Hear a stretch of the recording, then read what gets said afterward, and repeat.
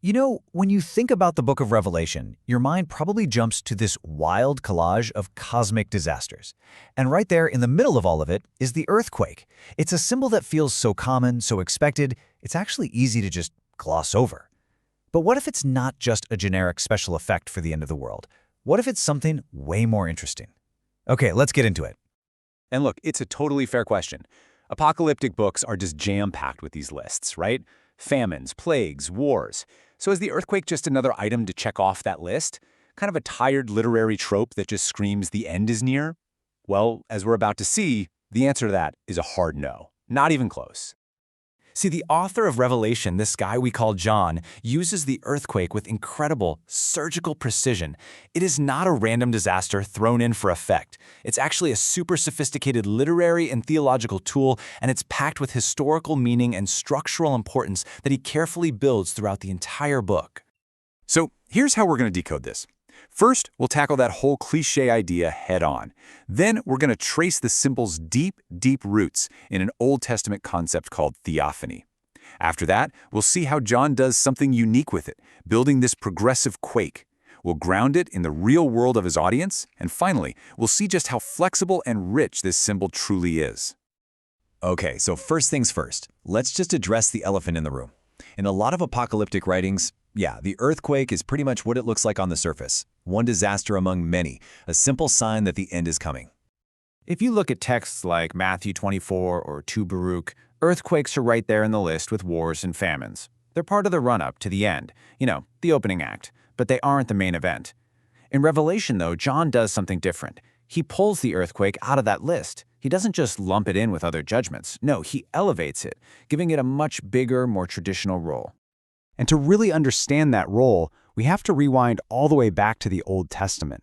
Because the earthquake isn't just a symbol of destruction. At its very core, it's a sign of God's presence. It's tied to this incredibly powerful idea called theophany. A theophany is, simply put, when God shows up. And in the Old Testament, when God shows up, the world reacts. The earth literally shakes, mountains melt, the heavens tremble. And this isn't just random chaos, it's the physical world responding to the overwhelming presence of its creator, who might be arriving as a warrior, a judge, or a king.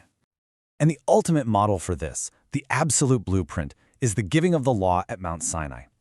Now, if you go back to the original story in Exodus, the mountain quaking is just one detail among many. But later writers, they took that moment and they amplified it dramatically. Just listen to this quote from a writer known as Pseudo-Philo. He takes that original event and turns it into a full-blown cosmic catastrophe. The little tremor at Sinai becomes the prototype, the model for the final eschatological arrival of God. The end of days gets imagined as a brand new, world-shattering Sinai event. And this brings us to the real heart of it all, how John masterfully builds on this tradition. He doesn't just use the Sinai earthquake once and call it a day. Oh no, he creates a progressive series of these events that get more and more intense as the book rockets towards its climax. I mean, you can literally watch the pattern build across the book. It's amazing. In chapter 4, we're in the throne room of heaven, and we get the classic storm elements, lightnings, voices, and thunders.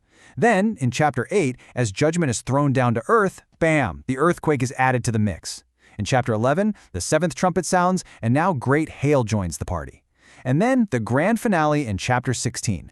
All the elements are there, but this time the earthquake and hail are described as being completely off the charts, the greatest in all of human history. So, the key point here is this is not lazy writing. It's not just simple repetition. It is a brilliant literary crescendo. Every time the formula appears, it reminds you of the last one, but it adds a new layer of intensity. John is basically training his reader, using the Sinai theme as a recurring signal that we've reached the end, even if it's not fully described yet, and each time it gets a little more intense, a little more focused on that final moment. But here's the thing, this symbol wasn't just some abstract literary game, it was deeply grounded in the terrifying, everyday reality of John's original audience. To feel the full power of this imagery, you have to remember what life was like in 1st century Asia Minor. That whole region was a major hotbed for seismic activity. The actual cities John was writing to, places like Sardis, Philadelphia, Laodicea, they had all been rocked by catastrophic, city-leveling earthquakes within living memory. So when John starts talking about an earthquake so massive it collapses every city on Earth, he's not speaking in abstractions. He is taking a very real, very recent trauma and projecting it onto a cosmic screen. And that context is exactly why John's description of the final earthquake is so mind-blowing. When he says it was such as had not been since man was on the earth, he's talking to people who knew exactly what a devastating quake felt like. In fact, the historian Pliny had called that AD 17 quake the greatest in human memory. So John taps into that exact language to say, you think that was bad? The final judgment will shatter any concept of disaster you can possibly imagine. Okay, so let's pull all these threads together. We see the earthquake is a sign of God's presence, it's a literary crescendo, and it's a resonant real-world fear.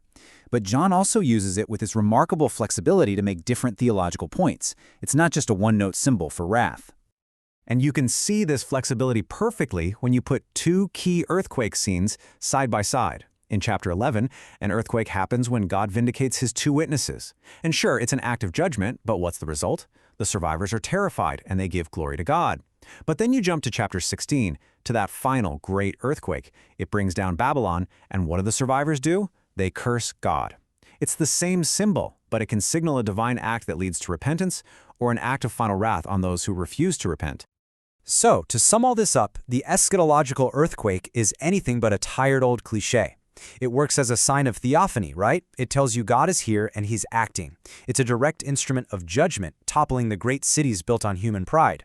It's a catalyst for cosmic renewal, shaking the old world apart to make room for the new heaven and new earth. And, of course, it's a key literary tool, building that narrative tension all the way to the book's insane climax.